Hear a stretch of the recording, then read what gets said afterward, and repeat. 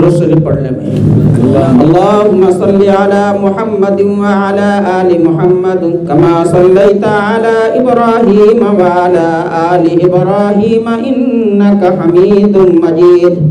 اللهم بارك على محمد وعلى آل محمد كما باركت على إبراهيم وعلى آل إبراهيم إنك حميد مجيد.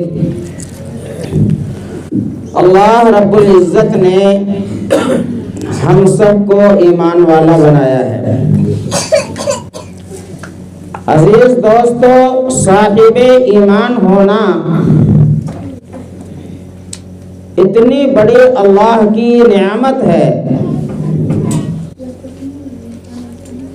جسے ہم اور آپ ساری زندگی اگر اپنے پیشانی کو، اپنی جبین کو اللہ کے سامنے سجدہ ریز کر دیں اور اپنی پیشانی کو اللہ کے سامنے رگڑیں تو بھی حق ادا نہیں ہو سکتا. اس سے بڑھ کے خوش قسمتی اور کیا ہوگی کہ جس نے صدق دل سے، سچے دل سے، دل کے اندر سے ساری زندگی میں صرف ایک بار لا الہ الا اللہ، آگے کیا بھائی، محمد الرسول اللہ صلی اللہ علیہ وسلم، جس نے پڑھ لیا وہ جنت میں داخل ہوگا. کہو بھائی سبحان اللہ. ساری زندگی میں صرف ایک مرتبہ کلمہ صدق دل سے پڑھ لیا تو وہ ضرور بس ضرور جنت میں داخل ہوگا. تو کتنا نفع کا سودا ہے. ہم نے اللہ سے مانگا نہیں تھا، ہم نے اللہ کے سامنے کوئی اپلیکیشن نہیں دائر کی، کوئی درخواست اللہ کو ہم نے نہیں دیا. اس کے باوجود اللہ نے ہمیں اپنے لاڈلے حبیب جناب محمد رسول اللہ صلی اللہ علیہ وسلم کی امت میں پیدا فرمایا. اور اللہ نے جب ایمان کی دولت سے ہمیں نوازا ہے تو اللہ سے جو ملنے کا ذریعہ ہے وہ ذریعہ بھی اللہ نے اسی امت کو عطا فرما دیا.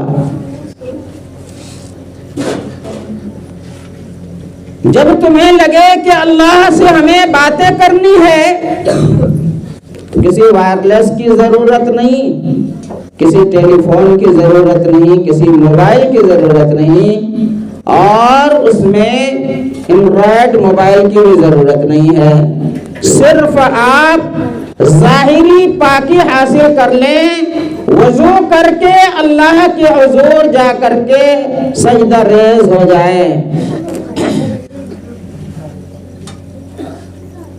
اللہ جب کوئی بندہ سجدے کے اندر سر رکھتا ہے تو اللہ اتنا خوش ہوتا ہے، اتنا خوش ہوتا ہے، فرشتوں کو فخر کے طور پر اللہ رب العزت فرماتے ہیں کہ بتاؤ کہ اس بندے نے سجدے میں سر رکھا ہے اور یہ انتہائی درجہ ہے کہ اپنی جبین کو، اپنی پیشانی کو سجدے میں رگڑ رہا ہے اور اللہ اللہ کہہ رہا ہے. بتاؤ ایسے بندے کو میں کیوں معاف نہ کروں، ایسے بندے کی میں کیوں مغفرت نہ کروں جو ساری دنیا کے خداؤں سے کٹ کر کے، ساری دنیا سے علیحدہ ہو کر کے میرے سامنے اپنی جبین کو رکھتا ہے اور سجدہ کرتا ہے تو میں اس کے سارے گناہوں کو معاف کر دیتا ہوں. اللہ نے فرمایا لقد خلقنا الانسان فی احسن تقویم. ہم نے پیدا کیا انسانوں کو سب سے بہتر سانچے کے اندر ہم نے انسان کو ڈھالا. انسان سے بہتر کوئی مخلوق، انسان سے خوبصورت کوئی مخلوق نہیں ہو سکتی. لقد خلقنا الانسان فی احسن تقویم. ہم نے ان انسانوں کو سب سے افضل بنایا اور ساری کائنات کو ہم نے انسانوں کا غلام بنا دیا. ہے یا نہیں ہے بھائی؟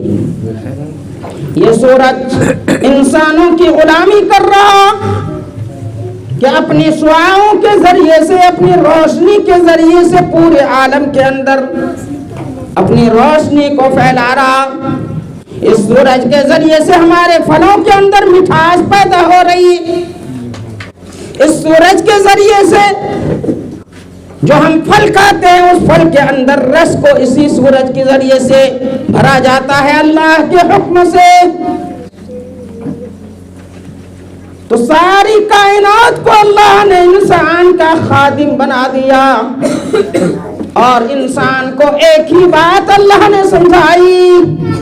ہم نے یہ زمین بنایا انسانوں کی فائدے کے لیے، ہم نے یہ آسمان پیدا کیے انسانوں کے لیے، ہم نے یہ سورج کو بنایا انسانوں کے لیے، ہم نے یہ چاند کو پیدا کیا انسانوں کے لیے، ہم نے یہ سمندر کو پیدا کیا انسانوں کے لیے.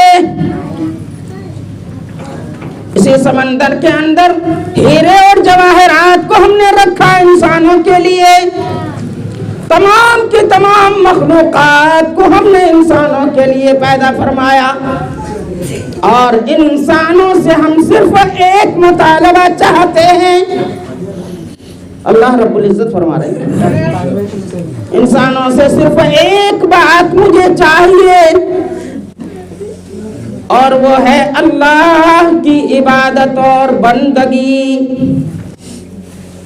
تم اللہ کی عبادت اور بندگی کرو. اگر ساری کائنات کے انسان اللہ کو اللہ نہ مانے تو اللہ کے مقام اور مرتبے میں ذرہ برابر بھی کمی نہیں آئے گی. دوستو،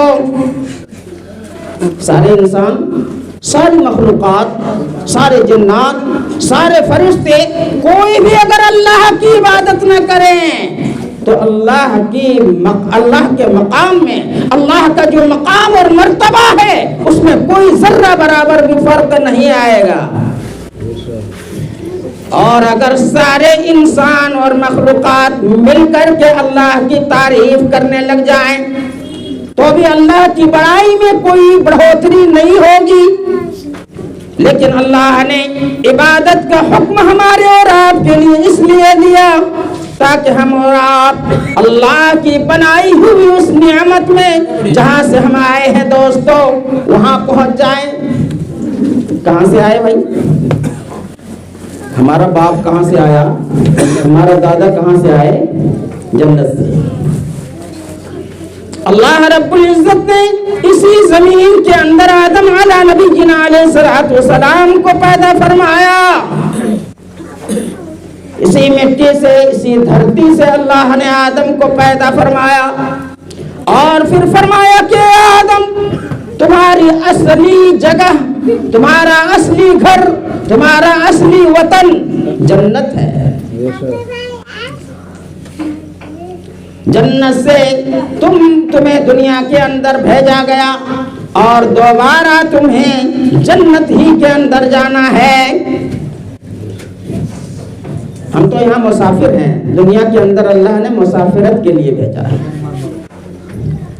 اللہ نے ہم مسافر کی زندگی گزار رہے ہیں، اپنے اعمال کو بنانے کے لیے اللہ نے دنیا کے اندر ہمیں بھیجا ہے.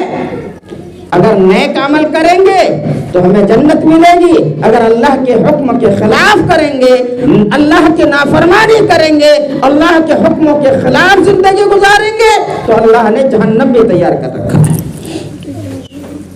ہر مجرم کو سزا ملتی ہے یا نہیں ملتی بھائی؟ ہر مجرم کو سزا ملتی ہے. ہمارے دنیا کے بھی قانون ہے کہ مجرم کو قید خانے کے اندر داخل کیا جاتا ہے.